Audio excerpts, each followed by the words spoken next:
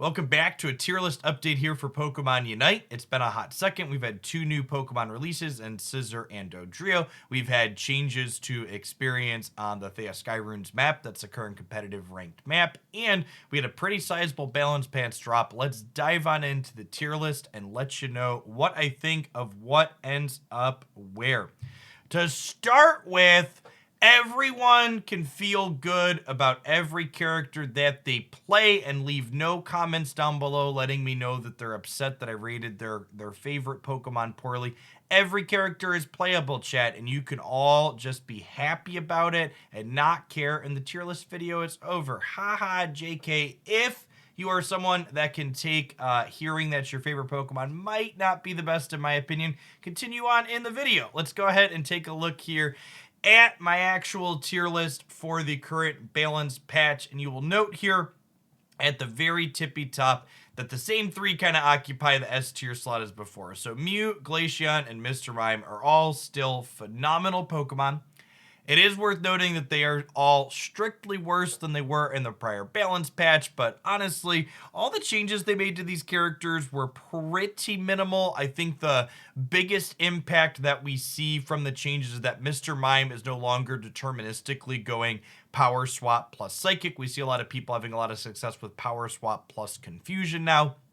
But overall, Mime is still definitely a menace like it was before. A little bit more breathing room to play the A and B tier characters especially, but I think if you're doing your best to win the game, Mr. Mime is still the top defender style character that has a lot of sustain and disruption inside of its kit.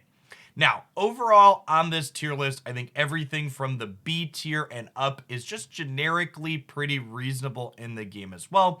Things in the C and even the D tier aren't unplayable, but they're characters that have bad matchups into certain things in the metagame, or they require a certain team composition or teammates to play in a certain way to really shine, so they struggle inside of the full solo queue experience, which is what this tier list is going to be focusing on. Starting with the A tier here, Absol and Greedent I think are both excellent choices right now. They secure last hits inside of path well. They move around the map really efficiently. They're both quick at scoring and getting scores early and often, something that's very good inside of this map overall. Delphox is a character that felt a little bit of the cooldown reduction nerf on the blue buff, but it's still an incredibly powerful character if you're playing it well. I think Delphox probably has some of the highest outplay potential in the current Pokemon Unite balance patch with the way its flame charge comes up so often if you're hitting your skill shots with your Mystic Fire. If I had to pick a character for most underpicked based on its performance, Duraludon would definitely be the one. Duraludon's just like silently been in like the top 5 to 10 win rate Pokemon every single patch while also having an incredibly low win rate. I think this is largely due to the fact that Duraludon gameplay for many tends to be a little bit dry. It's largely a Pokemon that's auto-attacking and looking to line up those Dragon Pulse as well, but people that are playing this character are playing it well, and if you're looking for an auto-attacking character to just put up damage and consistently secure objectives, I think Duraludon is probably the best. Azumarill is the one that's moving up the most this balance patch. It got a strict numbers boost to a lot of different things. It gains all of its attacks a level sooner, and it's a very competitive, reasonable all-rounder Pokemon. Dragonite is one that I'm also rating a little bit higher, not because it got balance changes, but because changes on the map. Rayquaza's health is lower than it used to be. It's more similar to Zapdos, so people are ripping that objective more aggressively, so having a character that can secure on your team had its value go up. So similar to Aegislash, having a secure Dragonite with its Hyper Beam is kind of unmatched. Speaking of Rayquaza's getting ripped off of the map very quickly, I think Tyranitar is in an excellent spot right now as well, because it does piercing damage which goes through shields, which means you can stop people from scoring even before you break the Rayquaza shield. So Tyranitar is excellent at defending those caps that are going to be coming in if your team loses that final objective. Something that is worth noting on both Charizard and Zarina is that these characters had their Unite move change, so hindrance resistant characters like Greedent during its Covet can no longer be picked up by their Unite moves. That being said, I think both these characters are still excellent. They just require a little bit more precise timing and care on who you're trying to grab and when to really put them into overdrive. Moving down into the B tier characters here, I think Blissey gets a little bit better with the breathing room provided by Mime being slightly worse. I think Blissey in addition to Mime is excellent, but I think good Blissey play can also make it a reasonable support character instead of Mime if you're more comfortable with that character.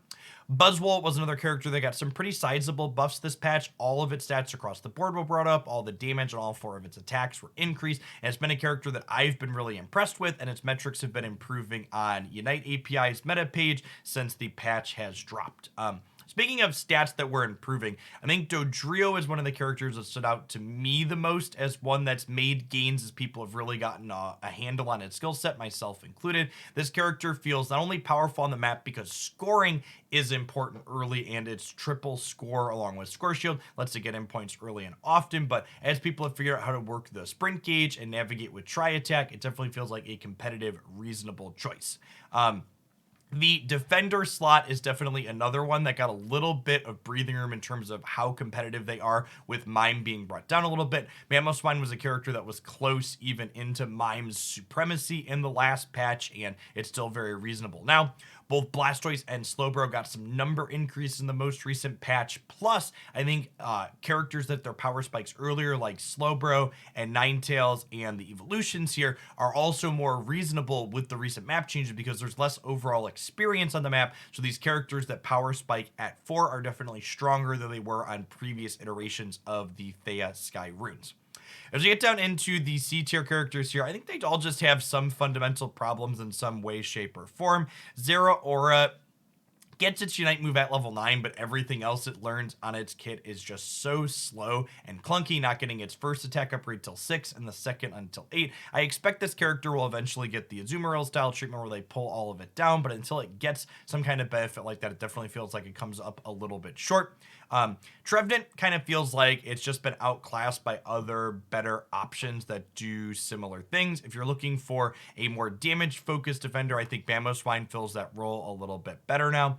Crustle just doesn't really fit into anything. Its crit hit damage build is reasonable, but as far as acting as a traditional defender, zoning people off, Scizor plus the Rock Tomb leaves a bit to be desired in a lot of spots. Pikachu is just one of the few disruptive attackers in the game right now that doesn't have any mobility inside of its kit, and its stuns aren't quite as powerful along with burst damage compared to something like Espeon. So I think in a lot of ways Pikachu just ends up being a worse Espeon on the current map. Cinderace is a character that I feel like just doesn't quite match up as well as the other auto attackers in the game right now. Like Duraludon is better at just auto attacking, and the mobility that Cinderace can have is still worse than what other attackers like Greninja provide with their Smokescreen and their Surf. Lucario is a character that's probably slightly better with the experience being reduced on the map because it does power spike early, but I feel like the power of this character in the mid to late game really just doesn't compare to other things like Zarina that fill a very similar role. Hoopa still really feels like it struggles on this map. They added an extra berry to the top path, and there are more kind of objective flips in the center going on after the 2-minute mark, so its Unite move is a little bit better than before, but overall, I think split pushing is still just so good in the Sky Runes. There's less 5v5 team fights, so you get a little bit less value from this character being able to teleport people around the map than we once did for sure. Eldegoss is just a character that I think it's just been nerfed too many times to really be super impactful. Its damage / disruptive builds with Leaf Tornado and the knockup just aren't particularly strong, and the healing and shields on Cotton Spore have just been lowered so many times over the patches that it doesn't feel nearly as impactful as something like Blissey or Mime if you're looking to provide sustain for your team.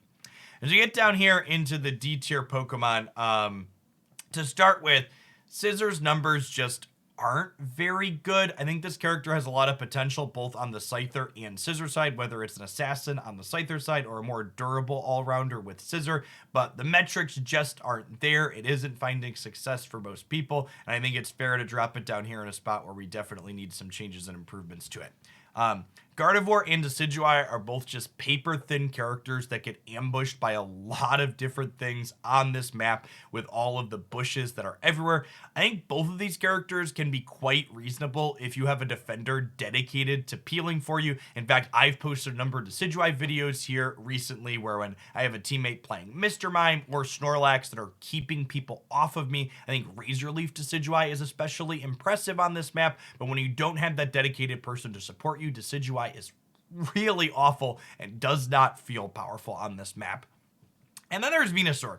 Venusaur is a character that was powerful for a really long time, basically all of Remote Stadium's lifespan, and it has just not found a good niche here on the Sky Runes. The metrics overall on Unite API have been aggressively middling for it consistently since the map changed over, even when there was more experience on the map. And I think with the change there being less experience overall, that's definitely a detriment to Venusaur more than anything. I think I'd like to see this character's kit tuned up a little bit in a few different ways, whether it's making numbers bigger or retuning how its solar beam works. You know, Mew's just a better beam character than it. Even Decidueye's arrows tend to be a better long range secure. So I think Venusaur could definitely use some love to get a boost back up. At any rate, what do you think of our tier list today? Do you think there's any big misses on here? Let me know in the comments down below. I always prefer constructive criticism or feedback when we disagree with something instead of, man, that's bad or weird. I wouldn't put that there. Explain why. Give me your thought process. Let's have a conversation about it. At any rate, thanks for watching all the way through the end. Hopefully see you back again real soon for some of our regular daily highlight videos here on the channel. Everybody enjoy the rest of your day.